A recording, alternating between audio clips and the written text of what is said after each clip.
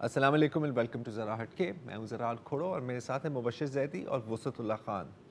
ایک اندازے کے مطابق ہر سال پاکستان میں 13 سے 15 ہزار لوگ خودکشی کر لیتے ہیں اور 1.5 لاکھ سے 3 لاکھ لوگ خودکشی کرنے کی کوشش کرتے ہیں.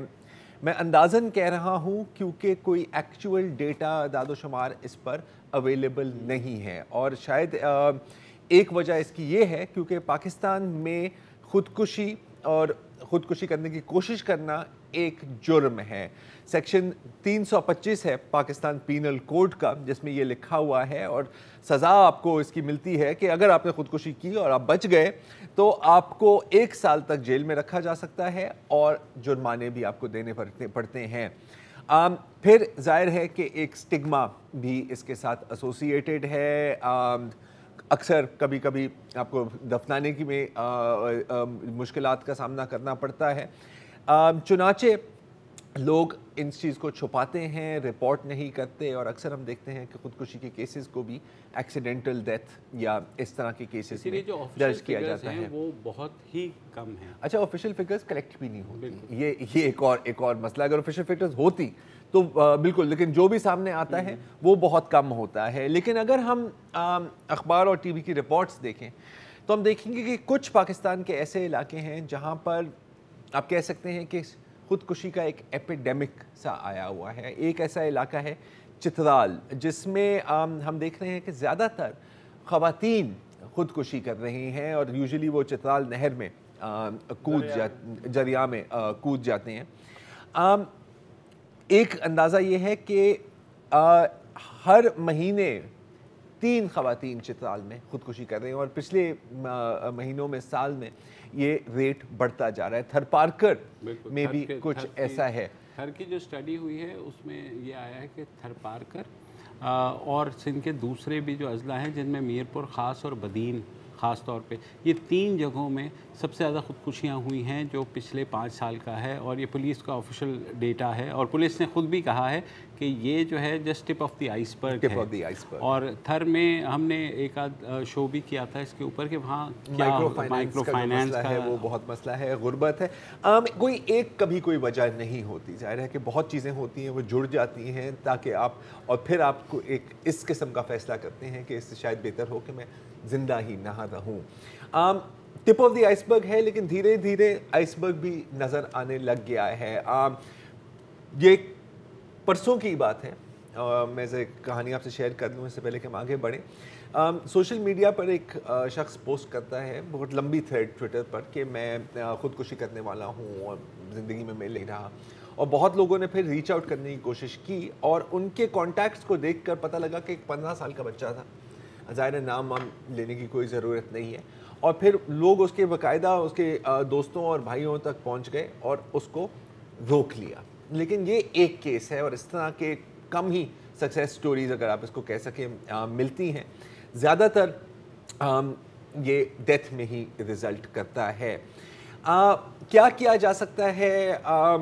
کس قسم کی اویئرنیس اور کس قسم کی سپورٹ کی ضرورت ہے ہم سب کو؟ اسی پر بات کرنے کے لیے آج ہم نے دعوت دی ہے پروفیسر مراد موسیٰ خان صاحب کو.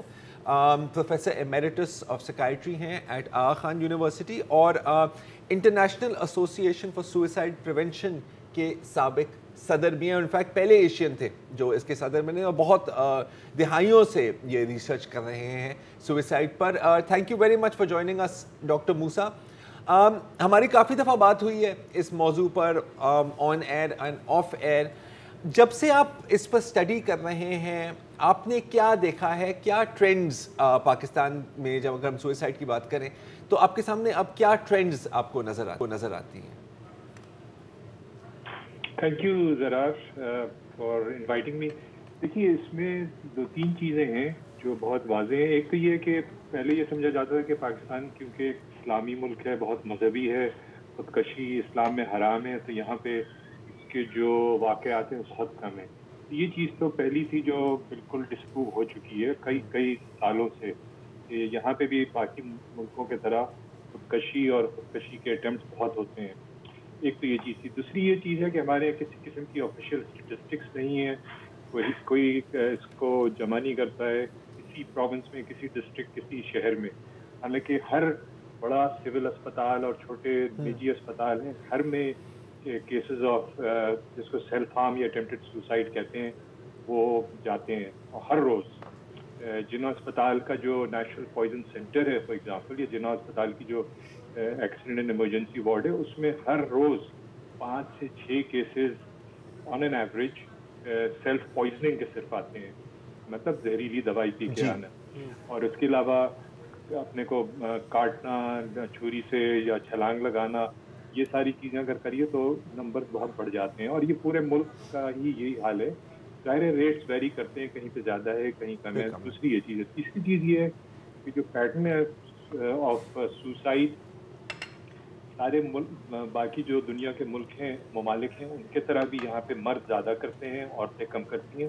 لیکن اگر اٹیمپٹس کو دیکھیے, جو کوشش کی جاتی ہے, اس میں عورتوں کی جو تعداد ہے وہ بہت زیادہ ہے مردوں سے. اور چوتھی جو چیز ہے بڑی انٹرسٹنگ, کہ جب ہم مرد اور عورت کے جو ان کا میرٹل اسٹیٹس ہے اس کے ساتھ ہم اس کو اگر دیکھتے ہیں تو ینگ میرڈ فیمیلز جو ہیں, ینگ میرڈ فیمیلز, ان کا شمار سب سے زیادہ ہے.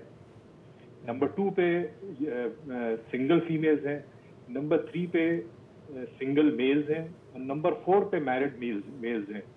یہ اس چیز کی نشاندہی کرتی ہے کہ ہمارے معاشرے میں جس طرح سے جو عورتیں مردوں کے اور میاں بیوی کے جو تعلقات ہیں, اور جو باقی اس کے پیچھے جو چیزیں چل رہی ہوتی ہیں, institution of marriage, type of marriage, اور عورتوں کے اوپر جس طرح سے سلوک کیا جا رہا ہے پورے معاشرے میں, وہ ٹرانسلیٹ ہو رہا ہے سائیکولوجیکل نفسیاتی بیماریوں میں, اور پھر خودکشی میں, جو ایک ایکسٹریم فیکٹر ہے.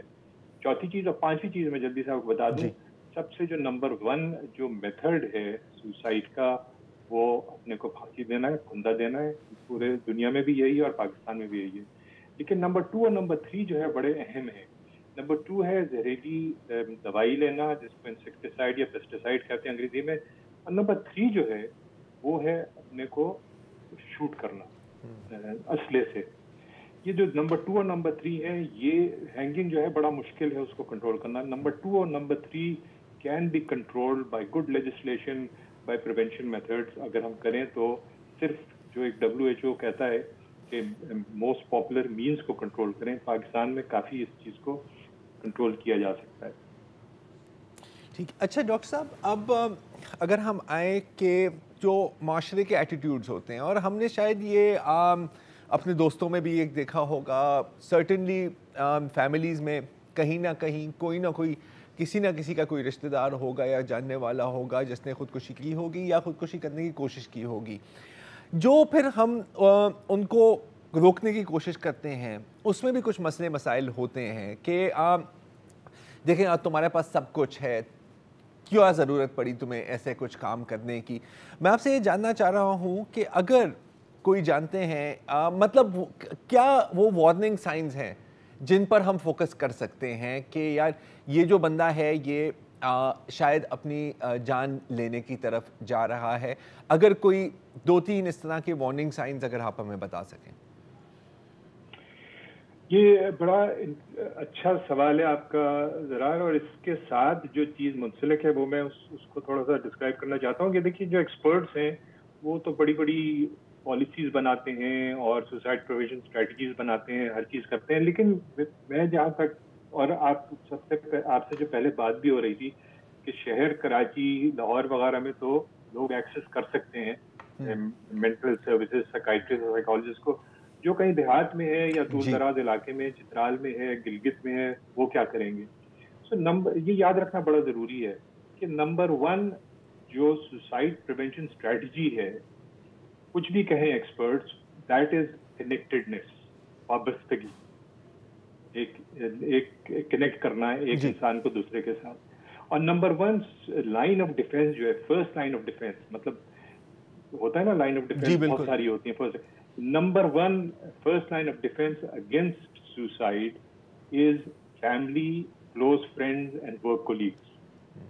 یہ یاد رکھنا بڑا ضروری ہے, کیونکہ یہی لوگ ہیں جو آپ کو اچھی طرح جانتے ہیں. ڈیلی اگر آپ ملتے ہیں تو وسعت اللہ صاحب سے مبشر تھے, प्रोग्राम करते हैं, आप में अंदर कुछ चेंज आएगा तो ये पिक कर लेंगे कि जो जानते हैं आपको एज ए नॉर्मल, और फिर आप अगर किसी भी ज़हनी मसले में फंसे हुए हैं तो वो शो कर लेंगे.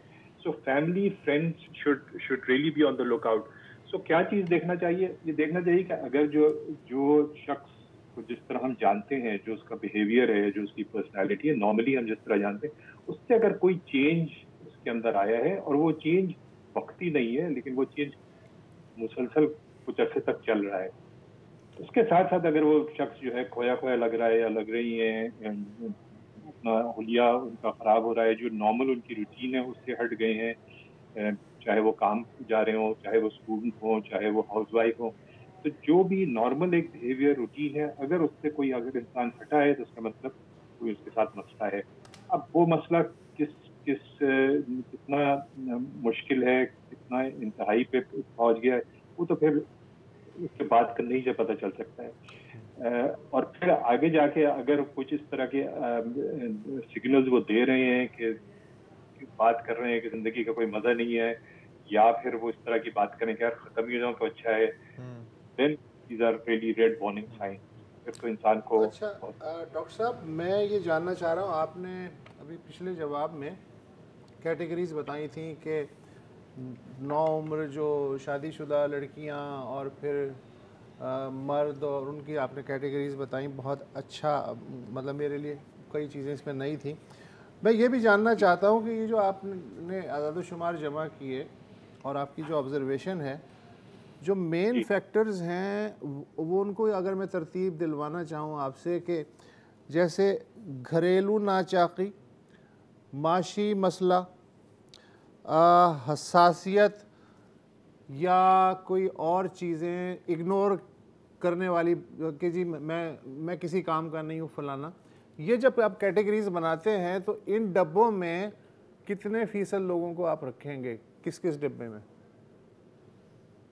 सो देखिए, जो जितने भी इसमें देखना बड़ा ज़रूरी है कि कुछ चीज़ें होती हैं जिसको हम कहते हैं कि मैक्रो लेवल फैक्टर्स, और कुछ होती हैं जो माइक्रो लेवल होती हैं. सो माइक्रो लेवल पे जो इंतहा पे जब पहुंच जाते हैं, जो आखिरी स्टेप है वो तो क्लिनिकल डिप्रेशन है, जो एक नफ्सियाती बीमारी है. लेकिन उससे पहले ये सारी चीज़ें उसके पीछे होती हैं. बेरोजगारी है फॉर एग्जांपल, या डोमेस्टिक वायलेंस है, या बुलिंग है स्टूडेंट्स के अंदर, या फिर उसकी वजह से अगर वो मंशियात इस्तेमाल कर रहे हैं, या फिर वो शराब इस्तेमाल कर रहे हैं, या घरेलू मसाइल हैं, या कोई इम्तहान में फेलियर हो गया, या जॉब लॉस हो गया है, या तो ये सारे फैक्टर्स जो हैं ये अगर चल रहे हो और इंसान को अगर इन फैक्टर्स का कोई हल नहीं मिल रहा है, रिजॉल्व नहीं हो रही है, वो बढ़ते बढ़ते इंसान के जहन पे इतना असर करने लगती है कि वो फिर एक पॉइंट पे आके क्लिनिकल डिप्रेशन में पड़ जाता है. क्लिनिकल डिप्रेशन 50-60 साल में जो रिसर्च हुई है वो चीज़ बताती है कि लास्ट जो स्टेज होता है सुसाइड का, उसमें majority up to 90% of the people have fallen into clinical depression. तो clinical depression के फिर कुछ साइंस होते हैं. This is not normal कि जो इंसान नाखुश है जिंदगी से या उसको मजा नहीं आ रहा है, नहीं. ये क्लिनिकल डिप्रेशन एक साइकेट्रिक या एक मेडिकल बीमारी होती है. तो पीछे बहुत सारी चीजें होती हैं. अब पाकिस्तान के अंदर जो गुर्बत है उसको बहुत कहा जाता है कि, अखबारों में भी ये लिखा जाता है कि बेरोजगार इंसान था, बच्चों को जहर दिया और खुद भी अपने को मार लिया, या औरत थी बच्चों को लेकर दरिया में कूद गई. तो देखना ज़रूरी है कि पाकिस्तान में जो गुर्बत है वो तो बहुत ज़्यादा है. 50% of the people are under and around the poverty line. लेकिन बहुत ही एक स्मॉल नंबर हैं उनमें से जो इस तरफ जाते हैं कशी की तरफ. तो जाहिर है उन लोगों में, जितने भी गरीब लोग हैं, उनके अंदर भी कुछ नफ्सियाती मसाइल पैदा हो जाते हैं कुछ लोगों में जो फिर इस तरफ जा रहे होते हैं. इसी तरह कोई भी आप ग्रुप ले लीजिए, बहुत सारे बच्चे बुली होते हैं, बहुत सारी ख़वातीन के साथ तशद्दुद होता है घरों में, लेकिन सब नहीं खुदकशी करते हैं. तो वो कुछ फिर इंडिविजुअल फैक्टर्स आ जाते हैं उनके अंदर, जो आपने बताया हसास हैं, या उनका कोई सपोर्ट सिस्टम अच्छा नहीं है, या उनका जो बैकग्राउंड है वो उसमें कहीं और तशद्दुद हुआ होगा बचपन में. तो वो फिर हमने देखना पड़ता है कि उनके साथ पर्टिकुलर क्या चीज़ें हैं जो फिर उस इंसान को के ऊपर असर अंदाज। अच्छा डॉक्टर साहब, आपने बात की सपोर्ट सिस्टम की। अच्छा, बहुत लोग कभी कभी सपोर्ट करना चाहते हैं लेकिन शायद उनको नहीं पता होता कि सपोर्ट कैसे की जाए, तो कुछ ऐसी बातें भी कर देते हैं कि जी तुम मतलब नाशुक्रे हो, या तुम्हें नहीं पता कि तुम्हें कितनी नेमतें हैं। मैं जानना चाह रहा हूँ कि अगर कोई बंदा सुसाइडल है या कोई इंसान सुसाइडल है, वो कौन सी चीज़ें हैं जो आप उनको ना कहें? इसमें जो बेसिक काउंसलिंग स्किल्स है ना, उसके अंदर जो कहा जाता है कि 90% आपको सिर्फ सुनना पड़ता है और 10% फिर आप उनको कुछ बात कर सकते हैं हेल्प करने के लिए। इस माशरे में तो बड़ा मुश्किल है, यहाँ तो हर आदमी डॉक्टर है, दूसरे को मशवरा देता है। बिल्कुल सिर्फ सुना अगर आप सुन सकते हैं, उसको सहारा दे सकते हैं, कंधा दे सकते हैं, तो आप समझ लीजिए कि उसका आधा मसला हल हो जाता है। This is the most important thing. मशवरा आप कम दीजिए, मशवरा नहीं देना चाहिए। ये कभी नहीं कहना चाहिए कि जो आप बता रहे हैं कि नाशुक्रे हो तुम्हें तो हर चीज मिली हुई है, तुम्हें तो शुक्र अदा करना चाहिए, मजहब अपना, अकीदा अपना मजबूत करो, नमाज और पढ़ो। ये सारी चीजें बहुत अच्छी हैं, लेकिन इनसे मसला जो इंसान जो फंसा हुआ होता है मसले में, वो नहीं उससे निकल सकता है। अच्छा, तो उसकी बात सुनना उसकी बात सुनना और फिर आइडेंटिफाई करना कि क्या मसाइल हैं, और अगर अमली तौर पे कुछ मदद की जा सकती तो बिल्कुल की जाए, नहीं भी हो सकती तो सिर्फ सुनिए उनको और उन हल जो है उनके साथ मिल के निकालिए। अच्छा डॉक्टर साहब, हमारे यहाँ तो स्ट्रक्चर है नहीं कि कॉलेज में कोई काउंसलिंग का वो हो, यूनिवर्सिटीज़ में हो, या इवन आपने यहाँ बड़े शहरों की बात की कि यहाँ कोई काउंसलिंग है। मैं ये जानना चाहता हूँ, आपके पास भी लोग आते होंगे इस तरह काउंसलिंग के लिए, तो कितने % लोग एक्चुअली काउंसलर्स के पास जाते हैं?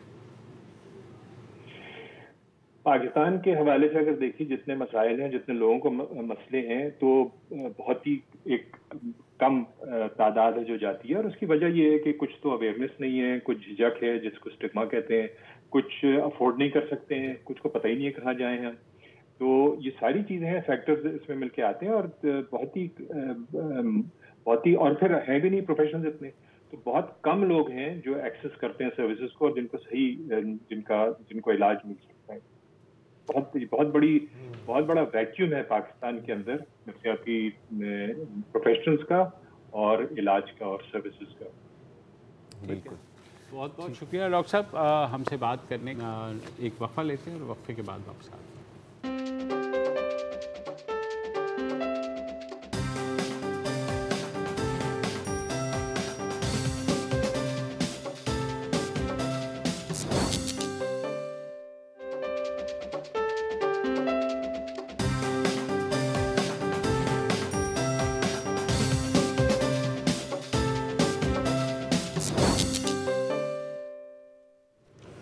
Welcome back. अगर आपको याद हो तो अप्रैल के शुरू में पाकिस्तान में मुबैना इम्तियाजी क़वानीन और अक़लियतों के साथ जो सलूक रवा रखा जाता है, उसके ख़िलाफ़ यूरोपीय पार्लियामान में एक भारी अक्सरियत से करारदाद मंजूर हुई थी, जिसमें मुतालबा किया गया था कि GSP+ स्टेटस जो पाकिस्तान को हासिल है, पाकिस्तानी दरामदात को, वो वापस ले लिया जाए। उसमें जो करारदाद में मुकदमा बनाया गया था, उसमें एक केस, बहुत सारी मिसालें दी गई थी, लेकिन एक केस बतौर ख़ास शामिल किया गया था। वो ये था कि गोजरा का एक क्रिश्चियन जोड़ा है, शफ़क़त अमानुएल और उनकी बेगम शगुफ्ता कौसर, और उनके 4 बच्चे, और 2013 से तौहीन रिसालत के, तौहीन मज़हब के सिलसिले में मुकदमा ज़ेर समाअत था, उसका ज़िक्र उस करारदाद में मौजूद था। आज इत्तला ये आई कि लाहौर हाई कोर्ट के एक 2 रुकनी बेंच ने इस जोड़े को तौहीन मज़हब के इल्ज़ामात से बरी कर दिया है, और जो सेशन कोर्ट ने सज़ाए मौत सुनाई थी उसको उन्होंने मअतल कर दिया, ख़त्म कर दिया। अच्छा, ये जो जोड़ा है ये जुलाई 2013 में 295C के तहत इन्हें गिरफ़्तार किया गया था। कहा जाता है कि शिकायत कुरिंदा एक दुकानदार और एक तहसील बार का साबिक़ सदर हैं, वो थे। इल्ज़ाम ये था कि मकामी कोई मस्जिद थी, उसके इमाम को इनके मोबाइल फ़ोन से SMS गया तौहीन आमेज़। बहरहाल एक सज़ाए मौत हो गई। مقدمہ کتنا ناقص تھا، ثبوت کتنے برے تھے یا اچھے تھے، اس سب کا جو خلاصہ ہے ہم جاننا چاہیں گے. یہ جو کپل ہے اس کا مقدمہ لڑا سیف الملوک ایڈوکیٹ صاحب نے لاہور ہائی کورٹ کے روبرو. اس وقت وہ ہمارے ساتھ موجود ہیں. جی سیف الملوک صاحب، ایک تو ڈیٹیل بتائیے کہ ہائی کورٹ نے کس بنا پر ان کو رہا کیا؟ اچھا، مجھے اگر صرف 10 سیکنڈ دے دیں کہ جب آسیہ بی بی کے کیس کی اپیل میں بھی یہ کمپلینٹ لوگ پیش ہوئے سپریم کورٹ میں اور آج لاہور ہائی کورٹ میں بھی، ان کا زور زیادہ اس بات پہ ہوتا ہے کہ نبی صلی اللہ علیہ وسلم، محمد صلی اللہ علیہ وسلم پہ ہمارے بچوں کی جان قربان. تو میں یہ آج سارے پاکستان اور دنیا کو یہ کہنا چاہتا ہوں کہ اس میں تو میں بھی شامل ہوں، اس میں جج بھی شامل ہے، اس میں ساری مسلمان قوم شامل ہے. سب کے یہی مذہب ہے کہ محمد صلی اللہ علیہ وسلم پر ہماری جان، ماں باپ اور بچے قربان ہیں. یہ جھگڑا ہی نہیں، یہ ایشو ہی نہیں ہے. اور جو گروپ بھی جو بھی اس بات کو لے کے چل رہے ہیں، تو میں کہتا ہوں یہ کلیئر ہو جائے پہلے کہ ہم بھی اتنے ہی اچھے مسلمان ہیں اور ہم بھی اتنے ہی محمد صلی اللہ علیہ وسلم کے چاہنے والے جتنے وہ ہیں. اب میں آپ کو عرض کرتا ہوں کہ یہ مقدمہ انہوں نے یہ بنایا کہ ایک محمد حسین نامی بندہ تراویحاں پڑھ رہا تھا 10 بجے رات کے گوجرے کی ایک مسجد میں، جس کو ایک SMS آیا نامعلوم فون سے. تو اس نے 18 جولائی کو آیا، 13 کو اس نے 2 دن بعد 20 جولائی کو وکیل صاحب کے پاس گئے، ان کو بتایا کہ یہ ہوا ہے، ہم کیا کریں. انہوں نے کہا جی پرچہ کروائیں. اس نے درخواست لکھی، انہوں نے ایک نامعلوم شخص کے خلاف پرچہ درج کروا دی. اس کے بعد یہ کہتے ہیں جی پرچے کے بعد ہم وہاں کی فرینچائز پہ گئے ہیں، ان سے پوچھا ہے کہ یہ سم کس کے نام ہے. تو انہوں نے ہمیں یہ بتایا ہے کہ یہ سم شفقت مسیح کے نام پہ ہے. جب یہ مقدمہ شروع ہوا، گواہیاں شروع ہوئیں، تو انہوں نے سب کچھ بدل لیا. جو فرینچائز والے ہیں جنہوں نے رسید شفقت کے نام کی کاٹی ہوئی تھی، ساری جگہ پہ شفقت تھا، انہوں نے کہا جی شگفتہ آئی، شفقت باہر رہا. انہوں نے اپنا سارا مقدمہ ہی تبدیل کر لیا، جھوٹ پہ جھوٹ، جھوٹ پہ جھوٹ. پھر جو ان کو ڈاکومنٹس اکٹھے کیے کہ یہ CDR ہے، کال موبائل کال ڈیٹا ہے یا نادرا کا ریکارڈ ہے. وہ ایک ASI گواہ پیش ہوا DPO آفس کا، اس نے کہا جی یہ میں نے ڈاؤن لوڈ کیا. تو ججوں نے اس کو ایک سادہ سا سوال کیا ان وکلا کو کہ بھی یہ ASI کو قانون کے تحت اختیار ہے ڈیٹا ڈاؤن لوڈ کرنے کا؟ تو ان کے پاس کوئی جواز نہیں تھا. پھر ججوں نے کہا کہ یہ دیکھیں کہ DPO کا لیٹر ہے ڈائریکٹر IB کے نام پہ جن کو اختیار ہے ڈیٹا لینے کا. تو وہ ڈیٹا کدھر ہے جو ڈائریکٹر IB نے لیا تھا؟ انہوں نے کہا وہ بھی نہیں ہے. پھر کسی سوال کا جواب ان کے سامنے لیا. ادھر کورٹ میں جب ان کی باری تھی، یہ 3 دن سے یہ اپیل چل رہی تھی، تو میرا خیال ہے ججوں نے کورٹ میں، بھری کورٹ میں، جب سب نے یہ سمجھ لیا کہ یہ کیس جھوٹا ہے اور ثابت نہیں ہوا، تو ججوں نے اسی وقت اعلان کیا زبانی کہ یہ اپیل منظور ہے اور موت کا جو ریفرنس بھیجا ہوا وہ ڈسمس ہے. تو میرا خیال ہے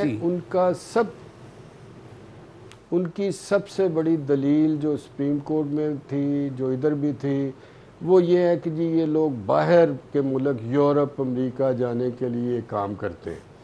تو مجھے یاد ہے جب آسیہ کے کیس میں انہوں نے یہ دلیل پیش کی تھی، تو جسٹس کھوسا جب چیف جسٹس تھے تو انہوں نے کہا کہ بھی آپ جھوٹے کیس نہ بنائیں، یہ باہر نہیں جائیں گے. تو آج بھی ان کے جو بڑے وکیل ہیں غلام مصطفیٰ چودھری صاحب، انہوں نے کسی شہادت کو نہیں پڑھا، کسی قانون کو نہیں بتایا. انہوں نے ایک علیحدہ سی کتاب نکالی ججوں کو دی جو قانون کے خلاف ہے، چونکہ اپیل میں صرف وہ چیز پڑھی جائے گی جو فائل پہ موجود.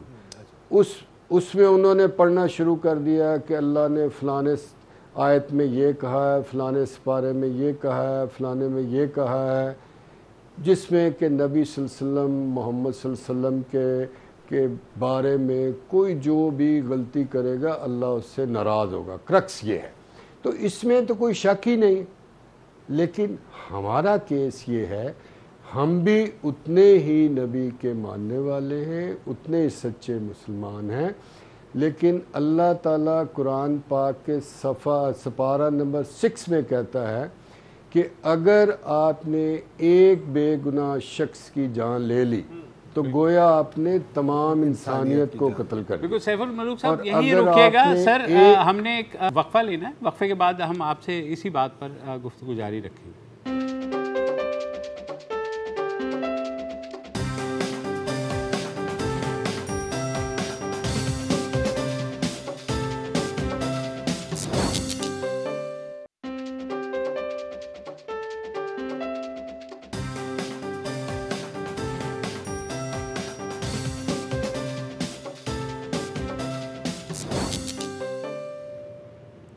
Welcome back. ہم بات کر رہے ہیں لاہور ہائی کورٹ کی، جس نے آج ایک مسیحی جوڑے کو جس کو 7 برس تک موت کے ڈیتھ سیل میں، جسے ڈیتھ رو کہتے ہیں، اس پر رہنے کے بعد آج رہا کر دیا اور کہا کہ ان کے خلاف جو توہین مذہب کا کیس تھا وہ نہیں بنتا. ہمارے ساتھ وکیل صاحب موجود ہیں اس جوڑے کے، سیف الملوک صاحب. سیف الملوک صاحب، بہت سے لوگ یہ سوال پوچھ رہے ہیں کہ وہ 7 سال انہوں نے جو موت کی سزا کے انتظار میں گزارے، اس میں جو شفقت ہے وہ نچلے دھڑ سے مفلوج ہو گیا، اور جو ان کی وائف ہیں ان کو الگ رکھا گیا، ملتان میں رکھا گیا، ان کو فیصل آباد میں رکھا گیا، اور بچوں کا کوئی والی وارث نہیں تھا. تو یہ ہمارے قانون میں کوئی ایسی چیز ہے کہ اگر ایک چیز غلط ثابت ہو جائے تو وہ 7 سال کیسے واپس آئیں گے؟ یہ 8 سال ہے، 7 نہیں ہے. یہی قانون میں 40 سال میں جو میں نے دیکھا، ہمیشہ سپریم کورٹ نے کہا کہ بھئی لوگوں کو ضمانت پہ رہا کر دو، تاکہ بعد میں اگر سزا ہو جائے گی تو پھر پتہ چل جائے گا. یہاں پرابلم ایکچولی یہ ہے کہ دباؤ اتنا زیادہ ہے. تفتیشی سے شروع ہو کے جو ایس پی ہوتا ہے، ابھی قانون انہوں نے نیا بنایا، پھر جو ایڈیشنل سیشن جج ٹرائل کرتا ہے، اتنا دباؤ ہے، اتنا دباؤ میں آپ کو بتا نہیں سکتا. مطلب میرے سے یہ جو پراسیکیوشن کے وکیل مین پیش ہوتے ہیں ہر کیس میں نے 100 دفعہ ان کو سلام کرنے کی کوشش کی، مجھے سلام کا جواب نہیں دیتا. اندازہ لگا. تو حالانکہ میں آپ کو بتا رہا تھا کہ پارہ 6 میں لکھا ہے اللہ تعالیٰ نے کہ ایک بے گناہ کی جان لی تو سب کی لے لی. نبی صلی اللہ علیہ وسلم نے فرمایا کہ ایک بے گناہ کو سزا دینے سے بہتر ہے کہ 10 گناہ گاروں کو چھوڑ دیا جائے. اور پھر وہ تو ساری دنیا کے لیے رحمت ہے.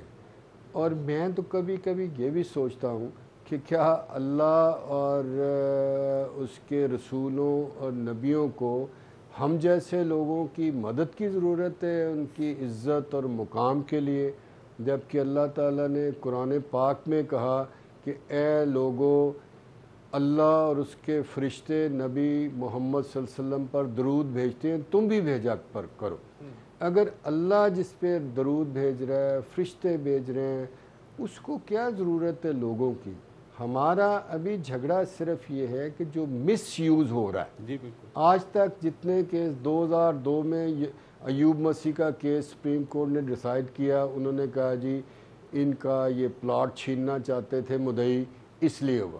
آسیہ بی بی کا کیس آیا، سپریم کورٹ نے کہا جی بالکل جھوٹا الزام ہے، اور کھوسا صاحب نے تب کہا کہ ہمارا جی چاہ رہا ہے کہ ان کو پراسیکیوٹ کریں، جس کی سزا جو ہے عمر قید ہے. لیکن تو یہ بس بدقسمتی ہے. آج بھی کورٹ میں انہوں نے جج صاحبان کو بہت ساری حدیثیں سنائیں، آیتیں سنائیں، کیس کی کوئی بات نہیں کی. عام لوگوں میں اس کو غلط طریقے سے پھیلایا جا رہا ہے. اور دیکھیں ابھی دنیا پاکستان کے بارے میں کیا سوچ رہی ہے. یورپین یونین جیسے آپ نے کہا تو میں سمجھتا ہوں کہ آپ نے آج چونکہ یہ موقع فراہم کر دیا ہے تاکہ عام پاکستان کے مسلمان اور لوگ یہ بات تھوڑی سمجھ لیں کہ جو لوگ ہم ڈیفینڈ کرتے ہیں ان لوگوں کو جن پہ بلاسفیمی کا الزام ہوتا ہے، اس کا یہ بالکل نہیں مطلب کہ ہم کہتے ہیں کہ یہ کریں بلاسفیمی، نعوذ باللہ من ذالک، یہ کیسے ہو سکتا ہے؟ ہم تو صرف یہ کہتے ہیں کہ چونکہ آئین میں، قانون میں، قرآن پاک میں، نبی صلی اللہ علیہ وسلم کے ارشاد کے مطابق یہ ہے کہ کسی بے گناہ کو سزا نہ دی جائے، تو میں سمجھتا ہوں کہ ابھی یہ سخت ضرور جی سیف الملوک صاحب، آپ نے خود ہی بات کر دی آسیہ بی بی کے کیس کی بھی، سپریم کورٹ کی ججمنٹ بھی ہے، ہائی کورٹ کی ججمنٹ بھی ہے۔ ہائی کورٹ کی ججمنٹ تو بہت کیٹیگوریکل تھی کہ جس نے جھوٹا الزام لگایا ہے یہ قانون پھر اسی کے خلاف ہو، استعمال ہو۔ ایسے کیوں نہیں ہوتا؟ سپریم کورٹ نے بھی آسیہ بی بی کے کیس میں کہا کہ ہونا تو چاہیے مگر سینسیٹیوٹی کی وجہ سے ہم اپنے آپ کو روک رہے ہیں۔ تو جب تک اس غلط استعمال کرنے والے کو سزا نہیں ملے گی تو یہ سلسلہ رکے گا نہیں۔ اور اس میں ایک چیز کا اضافہ کرنا چاہ رہا ہوں کہ آپ نے آیات کی بات کی، حدیث نبوی ہے کہ کسی کے لیے جھوٹا ہونے کے لیے اتنا ہی کافی ہے کہ وہ ہر سنی سنائی بات کو بغیر تصدیق کیے آگے بڑھا دے۔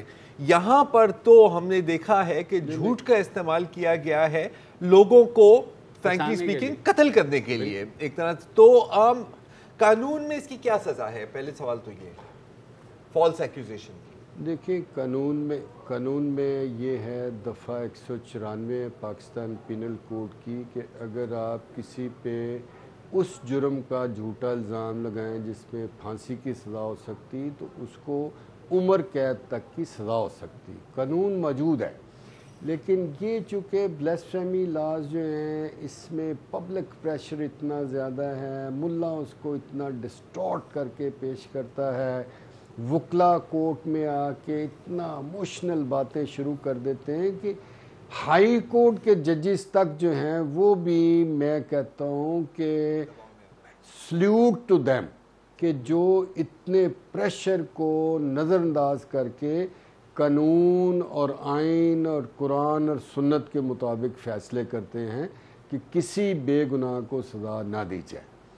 تو یہ آپ کی بات بالکل درست ہے، لیکن میں ابھی چاہتا ہوں کہ گورنمنٹ جو ہے وہ کوئی بڑی میٹنگ کرے جس میں مجھے بھی بلائے، ان کو بھی بلائے، ان میں ہم کچھ سجیشن رکھنا چاہتے ہیں، جن میں سب سے بڑی میں سجیشن یہ دینا چاہتا ہوں، 1 کہ پولیس اکیلی تفتیش نہ کرے بلاسفیمی کی، اس میں انٹیلیجنس ایجنسی کے اداروں کے افسر ہوں، ان میں فوج کے افسر ہوں، تاکہ کوئی ڈر کے یا دب کے تفتیش نہ ہو۔ اور جو ٹرائل ہے سیشن کورٹ کا وہ میں کہتا ہوں کہ کنٹونمنٹ کے ایریے میں اسپیشل کورٹ لگے جہاں پہ یہ جو 100 200 وکیل آ کے اور ملا آ کے وہاں پہ ڈیفنس کونسل کو اور جج کو ہیرس کرتے ہیں، وہ نہ ہو۔ مطلب قانون کے مطابق اگر کسی نے واقعی نبی صلی اللہ علیہ وسلم کی شان میں گستاخی کی ہے تو اس کو بالکل سزا ملنی چاہیے، لیکن جن پہ جھوٹا الزام ہے، اور دوسری بات میں یہ کہوں گا، سجیسٹ کروں گا کہ ان کیسوں کو کوئکلی لگانا چاہیے۔ جیسے یہ شگفتہ اور شفقت کا کیس ہے، میں ہمیشہ کہتا تھا کہ یہ کیس بالکل ایسا ہے جو 10 منٹ نہیں چل سکتا، شہادت ہی نہیں ہے، اور لیکن لگا ہی نہیں 8 سال۔ تو ان کیسوں کو میں سمجھتا ہوں کہ ایسا رول بنانا چاہیے کہ فوری طور پہ یہ ان کی اپیل لگے اور ان کے فیصلے ہوں۔ تو ہمارا صرف یہ مطالبہ ہے گورنمنٹ سے، عدلیہ سے اور پارلیمنٹ سے کہ لاز کو اتنا امینڈ کر دیں، بلاسفیمی کے لاز رہیں، لیکن ان کا جو مس یوز ہے، مس یوز کرنے والوں کو بھی وہی سزا ملے جی، اور ان کا جو پروٹیکشن کے لیے جو میں نے جیسے سجیسٹ کیا ہے کہ اس میں آرمی کے اور سارے انٹیلیجنس کے لوگ تفتیش میں شامل ہونے چاہیے، اور کورٹ روم جو ہے کنٹونمنٹ کوزے میں آپ نے دریا بند کر دیا، بہت ہی عام فہم زبان میں آپ نے پورا ایشو اور وہ حل بھی کیسے ہو سکتا ہے، اس کے بارے میں آپ نے ہماری معلومات میں گراں قدر اضافہ کیا ہے. Thank you so much for that. وقفہ وقفے سے پہلے بس ایک بات کرنا چاہ رہا ہوں کہ اگر ان کو بھی سیلوٹ ہے، کیونکہ یہ کوئی آسان کام نہیں ہے، اور جو ہوتا ہے وہ بھی ہمارے سامنے ہے. ہمیں راشد رحمان صاحب کو بھی یاد کرنا چاہیے، جو جنید حفیظ کے کیس لڑے تھے، کئی ججز، گورنرز، منسٹرز بھی، اور ان کو اپنے آفس میں جا کے کسی نے گولی مار دی سمپلی کہ وہ ان کو ڈیفینڈ کر رہے تھے. مطلب آپ کی دلیل اتنی طاقتور نہیں ہے، اس لحاظ سے آپ کو گولی مار دی. ان سب کو سلام ہے. ایک وقفہ لے لیجیے.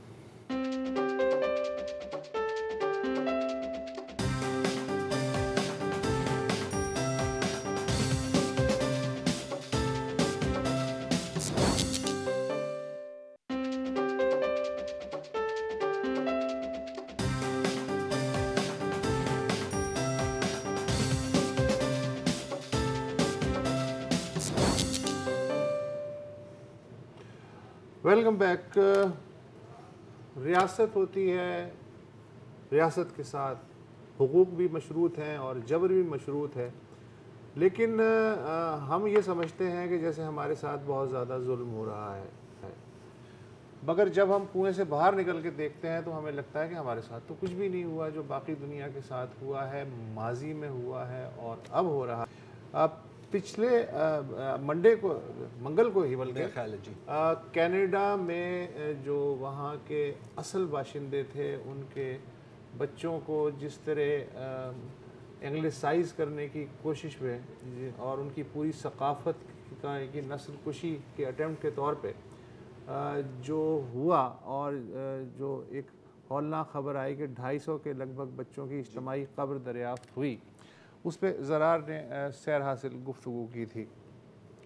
آج ایک اور خبر ہے جو ہماری جو مقامی خبریں ہیں ان کے بوجھ تلے دب جاتی ہیں اس طرح کی خبریں، کہ گزشتہ ہفتے جرمنی نے افریقہ جنوب کا ایک ملک ہے نمیبیا، اس پہ اس کا قبضہ تھا آج سے 100 سال پہلے. تو لگ بھگ 100 برس پہلے وہاں ایک نسل کشی ہوئی تھی جسے 20ویں صدی کی پہلی نسل کشی تصور کیا جاتا ہے، اور تقریباً 115 سال بعد جرمنی نے بالآخر اپنا جو احساس جرم ہے اسے قبول کر لیا اور اس کو باقاعدہ جینوسائیڈ کے طور پہ تسلیم کر لیا، جو کہ نمیبیا کی کالونی میں ہوا تھا.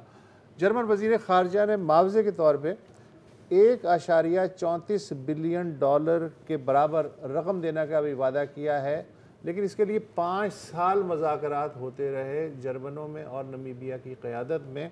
اور یہ جو رقم ہے نا $1.34 بلین، یہ بھی 30 برس کے عرصے میں خرچ ہوگی وہاں جو متاثرین کے ورثہ ہیں ان کی فلاح و بہبود پہ، ان کی تعلیم پہ اور ان کی صحت وغیرہ پہ. یہ جو قصہ ہے یہ شروع ہوا تھا 1884 میں برلن میں. نوآبادیاتی جو طاقتیں ہیں یورپ کی، ان کی ایک کانفرنس ہوئی تھی جس میں افریقہ کو باقاعدہ ایک سالگرہ کے کیک کے طور پہ چھری سے کاٹا گیا تھا، جس میں سب سے بڑا حصہ جو ہے برطانیہ کو ملا، اس کے بعد دوسرا بڑا حصہ فرانس کو ملا، اور تیسرا بڑا حصہ جرمنی کے حصے میں آیا. جرمنی کو ٹوگو، کیمرون، تنزانیہ اور نمیبیا کے علاقے ملے. نمیبیا پہ جرمن قبضہ جو ہے وہ پہلی عالمی جنگ کے شروع تک جاری رہا. تو یہ جو میساکر ہوا تھا یہ 1904 میں وہاں نمیبیا میں شروع ہوا تھا. ہریری اور نامو 2 بڑے قبائل ہیں، ان کی زمینوں اور چراگاہوں کو جو جرمن کالونائزر ہیں وہ ہتھیانا چاہ رہے تھے. ظاہر ہے کہ ان دونوں قبائل نے مزاحمت کی، جس مزاحمت کو دیکھتے ہوئے جو نمیبیا کے اس وقت کے جرمن فوجی ایڈمنسٹریٹر تھے لوتھر وان ٹوتھا، انہوں نے کہا جی ان دونوں قبائل کا حل یہ ہے کہ انہیں ختم کر دیا جائے، ان کی نسل کشی کر دی جائے، ان کی جڑوں پہ ہل چلا دیا جائے. چنانچہ نسل کشی کا یہ عمل اس زمانے میں ظاہر میڈیا تو اس طرح نہیں ہوتا تھا، 4 برس تک جاری رہا. اس کو چھپا کے رکھنے کی کامیاب کوششیں ہوئیں. جو 80% لوگ تھے ان دونوں قبیلوں کے وہ ختم ہو گئے، اور 20% کے قریب یعنی لگ بھگ 20,000 لوگ جو ہیں وہ کنسنٹریشن کیمپوں میں ڈال دیے گئے. میں نے لفظ کنسنٹریشن پہ بہت زیادہ کنسنٹریٹ اس لیے کیا ہے کہ یہ پہلا ماڈل تھا جرمنی نے جہاں ایکسپیریمنٹ کیا کہ جس کی بنیاد پہ پھر آگے کچھ سال بعد جناب ہٹلر اعظم نے اسی پروٹوٹائپ ماڈل کو جس کے لیے نمیبیا ایک لیبارٹری کے طور پہ استعمال ہوا تھا اس کو ایک بہت بڑے انڈسٹریل سکیل پہ پورے یورپ میں استعمال کیا گیا یہودیوں اور باقی جو اقلیتیں ہیں ان کے خلاف. یہ جو نمیبیا ہے انہی کے کنسنٹریشن کیمپس میں جینیاتی اور نسلی برتری کے جو تجربات ہیں وہ شروع کیے گئے. یہاں جو قبائلی ہلاک کیے جاتے تھے ان کی کھوپڑیاں ان کا تجزیہ کیا جاتا تھا اور بہت ساری کھوپڑیاں سینکڑوں کی تعداد میں وہ جرمنی بھیجی جاتی تھی جہاں سائنسدان ہاتھ سے لگا کے یہ بتاتے تھے کہ یہ گھٹیا نسل ہے, یہ بڑھیا نسل ہے, یہ ذہین نسل ہے یا غیر ذہین نسل ہے. تو اچھا انٹرسٹنگ بات میں آپ کو ایک بتاؤں اس کے بارے میں. یہ جو مطلب کھوپڑیاں یہ وہ کیسے خود نہیں کام کرتے تھے کہ جو لوگ قتل ہوتے تھے پھر انہی کنسنٹریشن کیمپس میں اکثر مرد قتل ہوتے تھے وہاں پر. جو ان قبیلوں کی خواتین تھیں ان کو یہ کام دیا جاتا تھا کہ اب اس کو صاف کر کے ہمیں کھوپڑی دو. ہاں صاف ستھرا کر کے خود اپنے ہاتھوں سے, جیسے بھینس کے پائے نہیں صاف کیے جاتے تھے اس طرح سے کیا جاتا تھا. ایسا ہی ہے. اور سیم جو ہٹلر نے کنسنٹریشن کیمپ بنائے تھے اس میں جو عورتیں تھیں انہیں کام دیا جاتا تھا کہ قیدیوں کو گیس چیمبر میں بھیجنے سے پہلے ان کا گولڈ ان کے دانت اور ان کے جو بال ہیں سر کے خصوصاً وہ اچھا سل کے بالوں سے موزے بنتے تھے. ہاں جو پھر جرمن آرمی اور سب مرین کمانڈرز کو, اور جو دانتوں کا سونا تھا اسے پگھلا کے پھر سوئٹزرلینڈ کے والیٹس میں رکھا گیا تھا. اچھا بہرحال تو میں نے شروع میں کہا تھا کہ $1.34 بلین حاتم طائی کی قبر پہ جو لات ماری ہے یورپ کے سب سے انڈسٹریل ملک نے, تو اس پہ ظاہر ہے کہ نمیبیا میں خوشی کی بجائے اور مایوسی پھیلی ہے. اور انہوں نے کہا ہے کہ یہ جو توہین کا چکر ہے یہ آج تک ختم نہیں ہوا ہے. کیوں انہوں نے کہا ہے؟ اس لیے انہوں نے کہا ہے کہ یہودیوں کے ساتھ جو ہٹلر نے کیا تھا ظاہر ہے بہت برا ہوا تھا. اس کے بعد جرمنی آج تک جس احساس جرم میں مبتلا ہے اور اسرائیل کے ساتھ پھر اس نے جو معاہدہ کیا 1952 میں, 1952 سے لے کے اب تک جو نازی کیمپس کے سروائیورز تھے یا جو ان کی ورثہ ہیں ان کو آج کی تاریخ تک $80 ارب کا compensation, pension, social welfare program اور ان کی جو یادگاریں بنانے کا خرچہ ہے وہ جرمن حکومت دے رہی ہے. جب کوئی سروائیور مر جاتا تھا مطلب طبعی موت ابھی, تو ایک اور قانون میں شق لگائی گئی کہ اس کا جو پیچھے رہ جانے والا امیجیٹ وارث ہے اس کو بھی 9 مہینے تک وہ پینشن اور برات جرمن حکومت کی طرف سے ملتی رہیں گی. اب 80 بلین کے مقابلے میں نمیبیا کے لیے جو $1.34 بلین آپ نے لگائے اور وہ بھی 30 سال میں, وہ بھی 30 سال میں, تو اس سے اندازہ ہوتا ہے کہ آپ اچھا یہ جب خبر آئی تھی نا وسط تو ظاہر ہے سوشل میڈیا پر بات بھی ہو رہی تھی, تو میں اس کا ٹویٹر تھریڈ دیکھ رہا تھا اور کسی نمیبیا والے نے یہ اس پہ لگائی تھی, تو بیچ میں 2-3 جرمن لوگ آتے ہیں تھوڑا آزاد خیال مطلب, اور وہ کہہ رہے تھے کہ جی یہ کیسے ہو سکتا ہے کہ ہمیں کبھی یہ سکھایا ہی نہیں گیا کہ ہمارے ہی ملک نے, ہماری ریاست نے یہ کیا تھا. اور یہ تو چلیں بہت ہی برا ہوا تھا. ایک اور چیز جو ان لوگوں نے کی تھی وہاں پہ جو ایک بہت بڑا ڈیزرٹ ہے, ڈیزرٹ کا نام اب مجھے یاد نہیں ہے, لیکن جب ان کو اپنی زمینوں سے بے دخل کیا گیا دونوں قبائلوں کو, اور ان کی جتنی بھی وہ بھیڑ بکری تھی وہ ان لوگوں نے رکھ لی تھی. اب ان کو کہا تھا کہ ہم بھوک سے مر جائیں گے, تو ان کو کہا تھا کہ نہیں آپ کے لیے ہم ایک نئی جگہ دے رہے ہیں. ان سب کو ایک ڈیزرٹ میں بھیجا گیا. اس ڈیزرٹ کے گرد ایک دیوار فینس بنائی گئی, اور اگر وہ اس کے نزدیک آتے تھے تو ان کو گولیوں سے چلنی کرتے. تو جنرل وان تھروٹا جو تھا ان کے جو جرمن ملٹری ایڈمنسٹریٹر تھا وہاں کا, اور اس نے یہی کہا تھا کہ نہیں جی ان کو ایک بندے کو ہی مانو, یہ اب جرمنی کا حصہ بن گیا ہے. اور یہ تو ان کے ساتھ جو ہوا ہے وہ تو بہت ہی برا ہوا ہے, لیکن کبھی اگر بندہ بیلجین کانگو کی کہانیاں شروع کرے, اور ہمارے پاس شاید اتنا ٹائم نہیں ہے کہ ہم اس پر بات کر سکیں, وہ تو استغفر اللہ. کیونکہ اب تیل پہ جنگیں ہوتی ہیں نا, ان زمانوں میں ربر کی بڑی مانگ تھی پوری دنیا میں انڈسٹری چلانے کے لیے, ربر آپ کو مل رہا تھا کانگو سے. وہاں پر بیلجین نے کوٹا بنایا تھا کہ اتنا اپنے ربر ہر قبیلے نے دینا ہے. نہ دینے کی پتہ ہے کیا سزا ہوتی تھی؟ آپ کے سیدھے ہاتھ کو کاٹ دیتے تھے اور نہر میں پھینک دیتے تھے. اتنے ہاتھ پھینکے گئے نہروں میں کہ نہر بلاک ہو گئی, سیلاب آ گیا. اس پہ ڈاکیومنٹڈ فیکٹ ہے. یہ جو آپ نے کینیڈا سے ایک سیریز شروع کی ہے نا جینوسائیڈ کی, آج نمیبیا ہوا ہے, وقت اگر ملا ایک آدھ دن میں تو یہ جو آپ نے بیلجین کانگو کا ذکر چھیڑ دیا ہے, یہ دنیا کا مطلب ہندوستان کے برابر رقبہ ہے یار بیلجین کانگو کا. بالکل. اور اس پورے, اور اگر اس کو بیلجیم کو اس میں فٹ کر دیا جائے تو 15 بیلجیم آ جائیں گے اس کانگو کے اندر.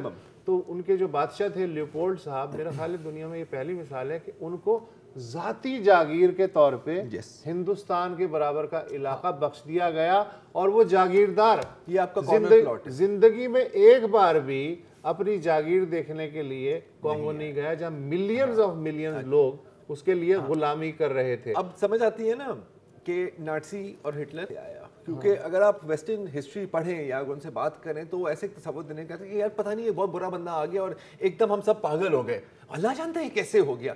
سر آپ ہیں ہی یہ, آپ صدیوں سے یہی کرتے آ رہے ہیں. یہ اچھا, اور جب فنی خرابی ہے. اب جو دکھ ہوتا ہے نا, ایک الجیریا کا بھی الجیریا ایک اور پیش کرنا کہ الجیریا میں کیا ہوا, لیکن جب یہ سارے لوگ ملک جو ہیں کہتے ہیں ہائے ہائے یہ کیا ہو رہا ہے شنجیانگ میں, یہ پاکستان میں, لیکن ان کو پتہ ہے نا کہ کیسے کیا جاتا ہے, اس لیے تو ان کو پہچان ہے, دور دور سے ان کو جینوسائیڈ پتہ لگ جاتی ہے نا, کیونکہ آپ کے باپ دادوں کا کام یہی تھا.